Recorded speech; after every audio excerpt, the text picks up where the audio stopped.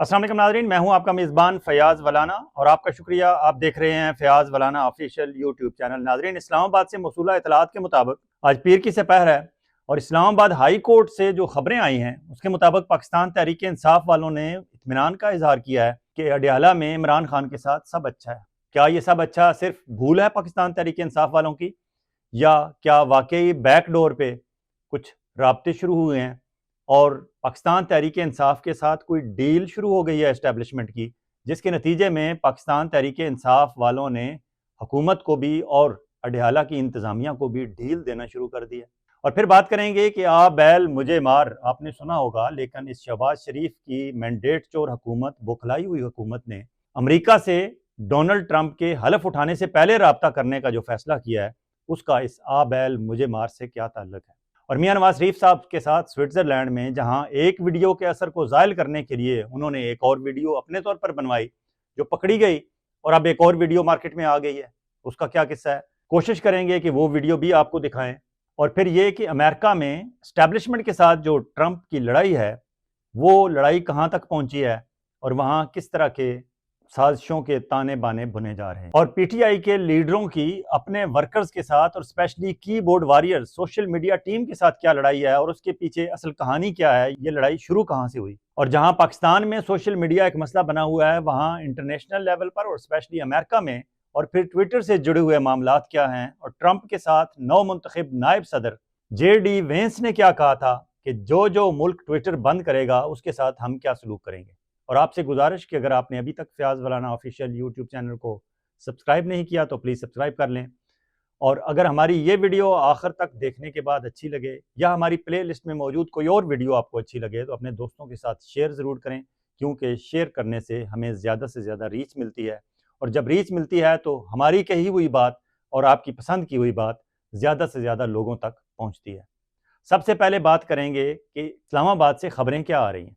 आज पीर के दिन 11 नवंबर को इस्लामाबाद हाई कोर्ट में मामला था। इमरान खान की बहन मोहतरमा नौरीन खानम साहिबा की तरफ से पेश किया गया मामला, जिसे जस्टिस अरबाब मोहम्मद ताहिर सुन रहे थे। और मामला था कि पाकिस्तान तहरीक इंसाफ के बानी चेयरमैन इमरान खान की मुलाकातें नहीं कराई जा रही और दूसरा ये कि उन्हें जेल में सहूलियात वो नहीं दी जा रही जो एक एक्स प्राइम मिनिस्टर या एक ग्रेजुएट को B क्लास में दी जानी चाहिए।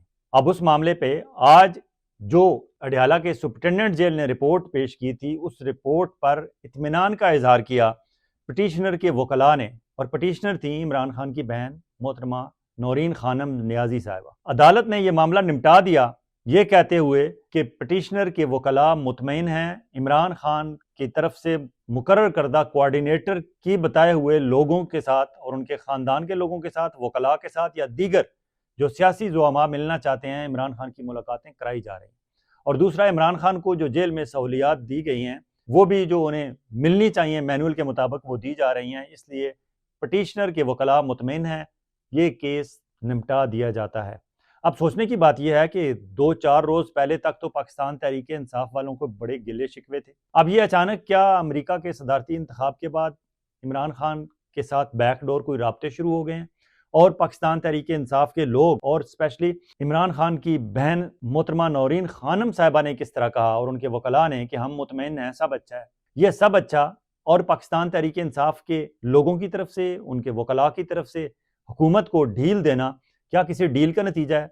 ये बातें 2-4 दिन तक खुल जाएंगी, क्योंकि अब ये हुकूमत, ये मैंडेट जो हुकूमत बैक फुट पे तो है ही है, उनके साथ एस्टेब्लिशमेंट को भी बहुत कुछ यहाँ होता नजर आ रहा है। जब अमेरिका में अभी हलफ नहीं उठाया डोनाल्ड ट्रंप ने, तो दुनिया की जिसे ताकतवर तरीन एस्टेब्लिशमेंट ख्वाजा आसिफ साहब हमारे वजीर दिफा कहते हैं, उसकी लड़ाई शुरू हो गई है डोनाल्ड ट्रंप के साथ।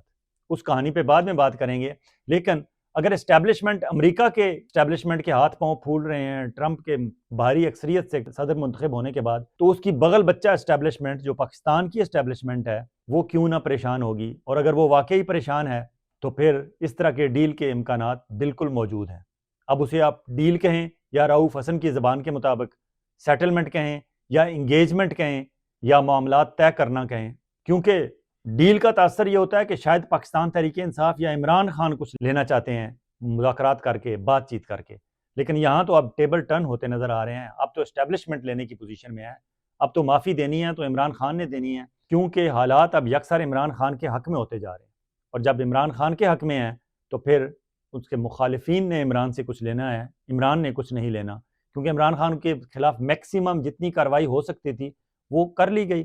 और जिस तरह नामवर सहाफ़ी मोहम्मद मालिक ने कहा है कि जब आप जेल में जाते हैं तो पहले 3 महीने मुश्किल होते हैं, या आपको जेल खा जाती है या आप जेल को खा जाते हैं। और इमरान खान के मामले में मोहम्मद मालिक का कहना यह है कि इमरान खान जेल को खा गया। इसका मतलब है कि इमरान खान ने स्टैंड लिया, मजबूत रहा, अब इमरान खान को जेल का कोई डर और ख़तरा नहीं। इसलिए अब इस्टेब्लिशमेंट बैकफुट पे है, और अब अगर डील होनी है तो इस्टेब्लिशमेंट के हक़ में होनी है, पीटीआई के हक़ में नहीं। इसलिए पीटीआई के लोगों को डील के लफ्ज़ से अब चिढ़ नहीं होनी चाहिए। हाँ, अलबत्ता इस्टेब्लिशमेंट वालों तक ये बात पहुँचे तो उन्हें यह बात नागवार ज़रूर गुजरेगी। दूसरे केस में इमरान खान के वकील सलमान सफदर ने अदालत से ये रिक्वेस्ट की है, क्योंकि आपने इमरान खान से जो इल्ज़ाम लगाए थे अलकादर ट्रस्ट केस में, उसका जो आपने डिटेल इकट्ठी हुई है अब तक, वो सफ़ात हैं 3500। अब 3500 सफ़ात को पढ़ने के बाद आपके इस 342 362 का जो बयान है, इसका सवालात 79 सवालात के जवाब देने हैं। तो बैरिस्टर सलमान सफदर जो इमरान खान के वकील हैं, उन्होंने कहा है कि मुझे 3500 सफ़ात पढ़ने के लिए वक्त चाहिए। उन्होंने 2 हफ्ते का वक्त, 14 दिन का वक्त मांगा है। अब अगर सलमान सफदर भी मामला 14 दिन आगे ले जाना चाहते हैं, अब अगर इमरान खान के वकील सलमान सफदर को एक मामले में सिर्फ 79 सवालात का जवाब देने के लिए 14 दिन का वक्त चाहिए, वो भी बात आगे ले जाना चाहते हैं, और दूसरी तरफ इमरान खान की बहनें ये कह रही हैं कि हम मुतमईन हैं, जो कुछ इमरान खान के साथ सलूक रखा जा रहा है जेल मैनुअल के मुताबिक सब ठीक है, तो इसका मतलब यह है कि हाँ, बैक एंड पे जो राब्ते थे अब वो राब्ते ज़्यादा सीरियस हो रहे हैं, और आइंदा चंद दिनों में आप देखेंगे कि कुछ ना कुछ मामला तय हो जाएगा। अच्छी बात है कि इस कौम को आप मज़ीद कितनी देर तक इस हैजान परवर कैफियत में मुब्तला रखेंगे। मामलात आखिर तय तो होने हैं, और तय बातचीत से ही होने हैं। अब आते हैं इस मैंडेट चोर हुकूमत, बुखलाई हुई हुकूमत ने एक और क्या वारदात की है। वो मैं कह रहा था कि आ बैल मुझे मार आपने सुना होगा। अब बताते हैं आपको कि किस तरह इन्होंने आ बैल मुझे मार पर अमल दरामद किया है शहबाज गवर्नमेंट ने। कामरान यूसुफ एक्सप्रेस ट्रिब्यून के नामवर सहाफ़ी हैं, बरखुरदार है अपने। उनकी खबर है कि हुकूमत पाकिस्तान ने ट्रंप की अबूरी टीम तक पहुंचने का फैसला कर लिया है। एक्सप्रेस ट्रिब्यून को सरकारी ज़राए ने बताया है कि शहबाज शरीफ ज़ाती तौर पर ट्रंप से फ़ोन पर बात करके मुबारकबाद देना चाहते हैं। अमेरिका में पाकिस्तानी सफारतखाना जल्द अबूरी टीम से रब्ता करके फ़ोन पर बात करने की दरख्वास्त करेगा। अब ये लॉजिक क्या दे रहे हैं उसमें? लॉजिक नंबर 1 जो ये हुकूमत दे रही है कि मोहम्मद बिन सुलेमान और भारत के वज़ीर आज़म नरेंद्र मोदी से बात कर ली है तो हमारे साथ भी करें। दूसरी लॉजिक उनके पास क्या है कि 2016 में जब हल्फ का इंतज़ार भी आपने नहीं किया था और उस वक्त के वज़ीर आज़म नवाज शरीफ साहब से आपने बात कर ली थी।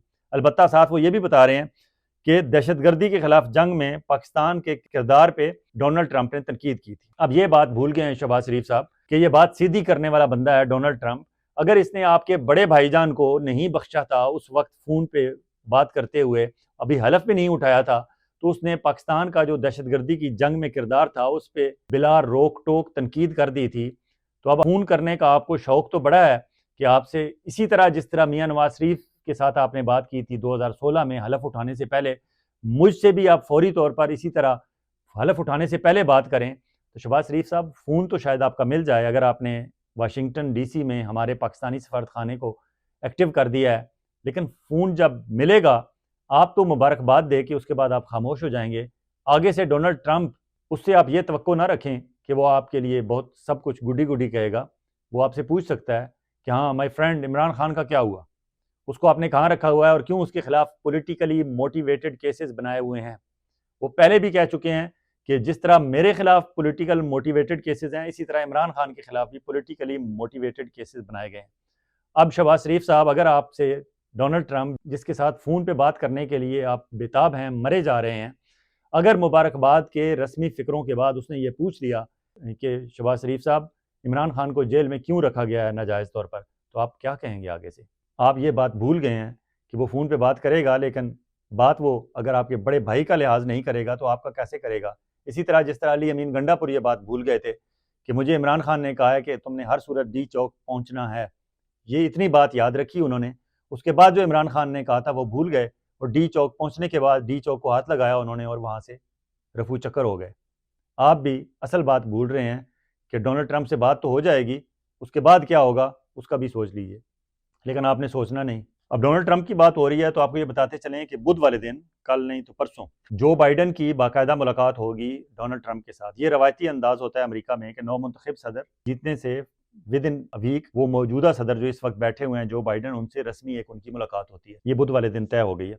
दूसरी तरफ डोनाल्ड ट्रंप ने ये ऐलान कर दिया है कि उनके साबिक दौर में जो उनके वजीर खारजा थे माइक पोम्पियो, उन्हें और जो इस वक्त यूनाइटेड नेशन में अमेरिका की एम्बेसडर हैं निकी हेली, उनको मैं अपनी काबीला में शामिल नहीं करूंगा। अभी इस खबर की पाकिस्तान के लिए अहमियत क्या है? मुईद पीरजादा जो अमेरिका में होते हैं और इन दिनों काफ़ी एक्टिव हैं, उनकी खबर है, वो कह रहे हैं कि हमारी एस्टेब्लिशमेंट ने, पाकिस्तान की एस्टेब्लिशमेंट ने अमेरिका में जिस लॉबिंग फर्म को हायर किया था, उस लॉबिंग फर्म की एक्सेस थी माइक पोम्पियो तक, और वो उसी माइक पोम्पियो के सहारे चल रहे थे कि हम पाकिस्तान की एस्टेब्लिशमेंट के मामला ठीक करा देंगे। लेकिन माइक पोम्पियो के बारे में तो डोनाल्ड ट्रंप ने कह दिया कि मैं उसे कैबिनेट में नहीं ले रहा और वो मेरी गुड बुक्स में इन दिनों नहीं है। इसका मतलब यह है कि माइक पोम्पियो अगर आउट हुआ तो वो लॉबिंग फर्म भी अब बेयारो मददगार हो गई, और बेयारो मददगार लॉबिंग फर्म नहीं हुई बल्कि हमारी एस्टेब्लिशमेंट हो गई। इसी वजह से इस्लामाबाद से जो डील और ढील की हवाएं चल रही हैं उसकी बेस कुछ ना कुछ तो है। इसलिए उस लॉबिंग फर्म के साथ होने वाले कॉन्ट्रैक्ट का किस्सा भी तमाम समझे। दूसरा, अमेरिका में खबर ये है कि पेंटागन में जर्नल्स की जो GHQ है यहाँ का, वहाँ जर्नलों की एक मीटिंग हुई है जिसमें इस बात पर गौर किया गया है कि डोनाल्ड ट्रंप के ओथ टेकिंग के बाद जब वो प्रेसिडेंट हाउस चले जाएंगे, संभाल लेंगे ओहदे सदारत, तो फिर उनकी कौन सी बात हमने माननी है और कौन सी बात नहीं माननी। मीटिंग हुई होगी, लेकिन इस मीटिंग की बात का बाहर निकल जाना और फिर CNN का इसे बतौर खबर चलाना, ये इंपॉर्टेंट है। अब क्या डोनाल्ड ट्रंप और उनकी जो टीम है, इब्तदाई काम तो उन्होंने शुरू कर दिया है, क्या वो अपनी तैयारी नहीं करेंगे इस हवाले से? और क्या CNN जैसे नशियाती इदारे, जिनके बारे में ये बिल्कुल अमेरिका में क्लियर कट बात है कि वो एंटी ट्रंप हैं, क्या वो ये जानबूझकर आग लगाने की कोशिश कर रहे हैं? और इस आग लगाने में वो किस हद तक कामयाब होंगे, जबकि लैंडस्लाइड विक्ट्री डोनाल्ड ट्रंप हासिल कर चुके हैं? तो ये सारी बातें हैं, अफवाहें हैं, साजिशें तो हो सकती हैं, लेकिन अमली तौर पर अमेरिका जैसे मुल्क में जब एक दफ़ा वोट लोगों ने कास्ट कर दिया, वो काउंट हो गया और डिक्लेयर हो गया कि प्रेसिडेंट अगले 4 साल के लिए डोनाल्ड ट्रंप होंगे, और उनकी ईवान नुमाइंदगान में भी अक्सरियत हो गई, सेनेट में भी अक्सरियत हो गई, अब उनके खिलाफ कोई साजिश इस तरह कामयाब नहीं होगी। अलबत्ता उन्हें कमज़ोर करने के लिए कोशिशें और अटैम्प्ट ज़रूर की जाती रहेंगी, और ये भी एक अटैम्प्ट है, इससे ज़्यादा ये कुछ नहीं। दूसरी तरफ नौ मुंतखब नायब सदर JD वेंस की एक वीडियो इन दिनों सर्कुलेट हो रही है जिसमें उन्होंने इलेक्शन से पहले कहा था कि हम जब इक़्तिदार में आएंगे तो हम उन तमाम यूरोपियन ममालिक की नेटो इमदाद बंद कर देंगे जिन्होंने ट्विटर नाजायज़ तौर पर बंद किया हुआ है। अगर वो यूरोपियन ममालिक जो नेटो के मेंबर हैं बाकायदा, उनके खिलाफ इतना सख्त एक्शन लेंगे तो फिर पाकिस्तान अपना हिसाब देख ले कि इन्होंने ट्विटर बंद किया हुआ है और अब तो VPN भी बंद कर रहे हैं। अब इस ट्विटर और VPN और सोशल मीडियाई जंग में पाकिस्तान तहरीक इंसाफ के अंदर एक जंग शुरू हो गई है। पाकिस्तान तहरीक इंसाफ की जो मौजूदा दस्तयाब क़यादत है ऑन ग्राउंड, उनकी लड़ाई शुरू हो गई है सोशल मीडिया टीम के साथ और उनके कीबोर्ड वॉरियर्स के साथ। सोशल मीडिया टीम के साथ लड़ाई की असल वजह क्या है? 2 रोज पहले ट्विटर X जिसे कहते हैं, उस पर एक स्पेस गैदरिंग थी, उस पर बहस जारी थी पाकिस्तान तहरीक इंसाफ के हवाले से सवाबी जलसे के फ़ौरन बाद, जिसमें शाहीन सबाई साहब बता रहे थे मुझे, उन्होंने वो अटेंड की और वो कह रहे थे कि वहाँ पाकिस्तान तहरीक इंसाफ की सोशल मीडिया टीम सख्त तनकीद कर रही थी कि सवाबी जलसे से इन्होंने हासिल क्या किया।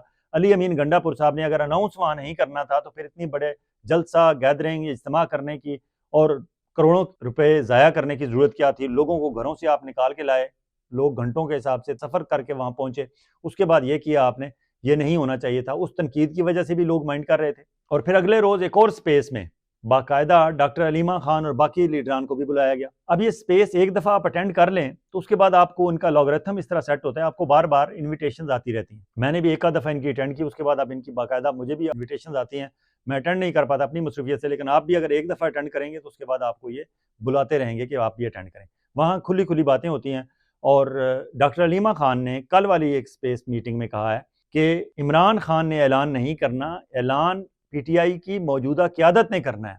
ये अलीमा खान का सीधा सीधा अदम एतमाद था मौजूदा क़यादत पे, जिन्होंने सवाबी जलसे में सिर्फ जलसा किया और ऐलान नहीं किया कि फाइनल लॉन्ग मार्च हमने करना किस दिन है। अब इस तनकीद की वजह से पाकिस्तान तहरीक इंसाफ के लोग अपनी सोशल मीडिया टीम के खिलाफ खड़े हो गए हैं, क्योंकि उन्हें लगता है कि ये हमारा एहतसाब कर रहे हैं और बजा तौर पर कर रहे हैं, उन्हें करना चाहिए।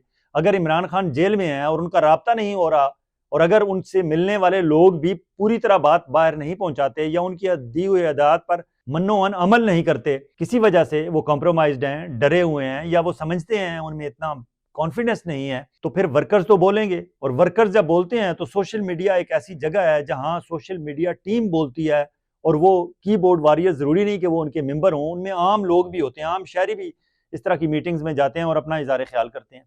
इस वजह से पाकिस्तान तहरीक इंसाफ की जो क़यादत है ऑन ग्राउंड, उन्हें तकलीफ हो रही है और ये अंदरूनी लड़ाई इनकी शुरू हुई है। अब देखें ये लड़ाई मजीद आइंदा चंद दिनों तक कहाँ तक पहुँचती है, लेकिन जो ही मामला इमरान खान तक पहुँचेगा तो वो इस मामले को कहीं ना कहीं ख़त्म कर देंगे।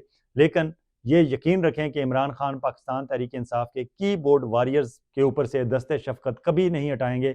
अलबत्ता जो क़यादत है उन्हें अपनी खैर मनानी चाहिए। उधर मियां नवाज शरीफ साहब ने स्विट्जरलैंड में आपने देखा एक वीडियो उनकी वायरल हुई जब वो बाहर निकले और एक खातून ने कैमरा ऑन करके उन पे तबर्रा भेजना शुरू कर दिया। उस वीडियो के असर को ज़ाहिर करने के लिए अगले रोज मियां साहब ने एक मीटिंग की। उस मीटिंग में एक साहब जो पाकिस्तान मुस्लिम लीग नून से उनका कोई तल्लक होगा या ओहदेदार होंगे स्विट्जरलैंड में, या वैसे मियां साहब के चाहने वाले होंगे, मियां साहब ने उन्हें साथ बिठाया हुआ है और वहाँ बातचीत उनकी हो रही है। मियां साहब उस मीटिंग से उठे हैं क्योंकि मियां साहब के ड्रेसेस, मियां साहब की शूज़, मियां साहब की जैकेट, हर चीज़ मियां साहब की वही है और उस बंदे की भी वही है जो पहनी हुई है उन्होंने। उसके बाद मियां साहब उस मीटिंग से निकलते हैं और रोड पे जाते हैं और उसी जगह एन जहां अगले रोज पाकिस्तान तहरीक इंसाफ या किसी आम ओवरसीज पाकिस्तानी खातून ने इन्हें बुरा भला कहा था, वहां यही लोग तीन जो थोड़ी देर पहले मियां साहब के साथ वो बंदा बैठा हुआ था, वो बंदा वहां खड़ा है बैनर उठा के और उसके साथ तीन और बंदे हैं और वो मियां साहब के हक में उन्होंने तकरीर करना शुरू कर दी। उस बंदे ने उसने कहा जी कि पहले जब वो इधर आए हैं तो उसने फौरन कहा हुण मेरे हल कर दियो, कैमरा उसका कहने का मतलब ये था, पंजाबी में वो कह रहा था। और फिर उसने अचानक बोलना शुरू कर दिया। उसने कहा ये वो खानदान है जो अपने खर्चे पर अपनी जेब से दुनिया के हर कोने में जाता है। पहले झूठ, ये वो अपनी जेब से दुनिया के हर कोने में नहीं जाते, वो अपनी जेब से इस वक्त भी स्विट्जरलैंड नहीं गए, उन्होंने एयरफोर्स के चीफ ऑफ एयर स्टाफ का जहाज वो इस्तेमाल कर रहे हैं। अब उस जहाज की कहानी भी मेरे तक पहुंची हुई है, मैं एक वीडियो का इंतजार कर रहा हूं जिसका मुझसे वादा किया गया है। वो जो ही वीडियो मुझे मिलती है मैं उस जहाज की कहानी आपके साथ शेयर करूंगा। लेकिन ये पहला झूठ था जो उसे सिखाया गया था अपने बंदे को, जो वो सही तरीके से बोल नहीं सका। दूसरा, उसने कहा कि ये हजारों लोगों का ये खानदान इलाज करवाता है, हजारों लोगों का इलाज करवाता है, तो खुद क्यों गले की इन्फेक्शन के लिए स्विट्जरलैंड आए हैं लाहौर से मरियम नवाज साहिबा, और कहाँ वो इलाज कराते हैं इसकी कोई डिटेल नहीं है। फिर उन्होंने कहा हजारों गरीबों के चूल्हे इस खानदान की वजह से चलते हैं। हजारों खानदानों के चूल्हे कहाँ जलते हैं कुछ पता नहीं। हाँ, अलबत्ता इन्होंने जाती उम्रा में तकरीबन बताया जाता है कि कुछ 2,500 से 3,000 वहाँ सरकारी मुलाजम सिक्योरिटी के नाम पे इन्होंने रखे हुए हैं और उनकी तनख्वाहें इनकी वजह से नहीं मिलती उन्हें क्योंकि वो गवर्नमेंट ऑफ पाकिस्तान के एम्प्लाई हैं, तो वो गवर्नमेंट ऑफ पाकिस्तान की सर्विस की वजह से उनके घर के चूल्हे जल रहे हैं। अगर तो मियाँ साहब अपनी ज़ाती जेब से 2,500 से 3,000 मुलाजम ही रख लेते जाती उम्रा अपनी हिफाजत के लिए और उन्हें अपनी जेब से तनख्वाह अदा करते, फिर तो ये बात भी ठीक थी। लेकिन ये तो अपने घर की हिफाजत भी कौम के टैक्स की मनी से करते हैं, इसलिए ये भी सारा झूठ। अब ये वीडियो क्लिप आपने देखी, इससे एक तो ये मालूम होता है कि जो खानदान जिसकी वो तारीफ कर रहा है, इस खानदान में 5 दफ़ा वजारत उज़्मा नाजिल हुई और 7 दफ़ा इस घर में वजारत आला इन्हें नसीब हुई। अगर 5 और 7 12 दफ़ा आला तरीन हुकूमती ओहदे रखने के बाद भी इन्हें अपने हक में बोलने के लिए सिर्फ 4 बंदे इन्हें में दस्तयाब हुए, और वो 4 बंदे भी जिनके साथ पहले मीटिंग करके तय करके उन्हें फिक्रे बता के वहां खड़ा किया गया और उनसे भी सही एक्टिंग नहीं हो सकी, तो फिर उसके बाद मियाँ साहब आपको ये करने की क्या जरूरत थी? और फिर आप एक वीडियो का असर जाहिर करने की कोशिश में थे, एक और वीडियो देखें, ये एक और वीडियो वहां से उसी जगह से ही आ गई है। नाज़रीन, ये वीडियो का सिलसिला तो चलता रहेगा। दूसरी तरफ जो इंग्लैंड से खबर आ रही थी कि वहाँ जो लोग एवनफील्ड अपार्टमेंट्स के बाहर मियाँ साहब के खिलाफ मुजाहरे कर रहे थे और वहाँ उनकी फुटेजेस लेके और उनके पासपोर्ट और उनके शनाख्ती कार्ड कैंसिल करने का सिलसिला चल पड़ा है और उनके घर वालों तक पाकिस्तान में पहुँच के और उनके घर वालों को तंग किया जा रहा है, उसका तोड़ भी इन्होंने निकाल लिया है। ये अब नया एक मास्क आया है मार्केट में, हम आपको साइड वाली विंडो में दिखा रहे हैं। ये मास्क आप चेहरे पे चढ़ा लें तो आपका फेस नहीं पता चलेगा, फेस किसी और बंदे का नजर आएगा। तो इसलिए जितनी हुकूमत इंतजाम करती है बंद बांधने की, इस मैंडेट से हुकूमत की बदनामी रोकने के लिए, दूसरी तरफ इतनी तेजी से लोग उसके हल भी निकाल लेते हैं। और आज इस्लामाबाद IMF का वफ्द पहुंच चुका है, कल से वो बाकायदा उनके मुज़ाकरात शुरू हो जाएंगे इस गवर्नमेंट के साथ। हालांकि उन्होंने आना था जायजा लेने के लिए मार्च 2025 में, लेकिन इस हुकूमत के अल्लों तल्लों की खबरें उन तक पहुंची तो वो पहले आ गए जायजा लेने के लिए। और पहले क्वार्टर में जो इनकी रिपोर्ट्स थी, इन्होंने अहदाफ पूरे नहीं किए IMF के, और स्पेशली पंजाब गवर्नमेंट ने नहीं किए जहां खसारा 160 अरब रुपए तक पहुंच गया। अब वो आए हैं, अब वो बुलाएंगे फेडरल गवर्नमेंट को भी और सूबाई हुकूमतों के नुमाइंदों से भी मिलेंगे, और वो खसूसी तौर पर KP के हुकूमत के नुमाइंदों से मिलना चाहते हैं और उनसे पूछना चाहते हैं कि आपने किस तरह अपना टैक्सों का हदफ पूरा किया और किस तरह आपने मैक्सिमम सबसे ज़्यादा बलूचिस्तान सिंध से भी ज़्यादा आपने सरप्लस बजट पेश किया। तो ये उनसे पूछेंगे और रहनुमाई लेंगे और फिर देख लीजिएगा कि वो जाते जाते बयान देकर जाएंगे कि बाकी सूबाई हुकूमतों को केपी के गवर्नमेंट से सीखना चाहिए। और सुप्रीम कोर्ट से अभी भी खबर आई है कि वहाँ जस्टिस मंसूर अली शाह और जस्टिस आयशा मलिक, उनके पास टैक्स का एक मामला था और उसमें जस्टिस मंसूर अली शाह ने कहा कि ये अभी आइनी बेंच तो बने नहीं, तो ये जो हम गैर आइनी बैठे हुए हैं हमारा क्या होना है। जस्टिस आयशा मलिक ने उन्हें वहाँ दरमियान में कहा कि प्रैक्टिस एंड प्रोसीजर कमेटी की अभी मीटिंग नहीं हुई, जब वो मीटिंग हो जाएगी तो फिर तय होगा कि कौन सा मामला आइनी है और कौन सा गैर आइनी नहीं। तो उस पर जस्टिस मंसूर अली शाह साहब ने अज़राए तफन्नुन कहा कि अगर आइनी नहीं बने तो हम जो गैर आइनी बैठे हुए हैं हमारा क्या होना है। और बाद उन्होंने कहा कि हम ये कुछ सीरियस नहीं है, हम सिर्फ गपशप लगा रहे हैं। और फिर ये केस की समाअत गैर मुय्यना मुद्दत तक के लिए मुलतवी कर दी गई। अब इस मैंडेट चोर हुकूमत ने अफरा तफरी में जो 26वीं आइनी तरमीम की है, उसके बाद अब इन्हें और इनके बनाए हुए जस्टिस अमीनुद्दीन की सरबराही में जो आइनी बेंच बनाया है, उन्हें रास्ता नहीं मिल रहा कि काम शुरू कहाँ से करना है, क्योंकि अलिफ से लेकर ये तक सब गैर आइनी है। और इसलिए भी उन्हें रास्ता नहीं मिल रहा कि जस्टिस अमीनुद्दीन के बारे में, जिन्हें दस्तखती जज कहते हैं सुप्रीम कोर्ट के रिपोर्टर्स, और हामिद खान साहब जैसे सीनियर वकील, उनके मुंह पे उन्हें चमचा जज कहते हैं कि आप काजी फ़ाइज़ ईसा साहब के चमचे हैं। अब चूंकि काजी फ़ाइज़ ईसा साहब वहाँ मौजूद नहीं, वो हर चीज़ लिख के उनके सामने रख देते थे और ये दस्तखती जज जस्टिस अमीनुद्दीन जैसे दस्तखत कर देते थे।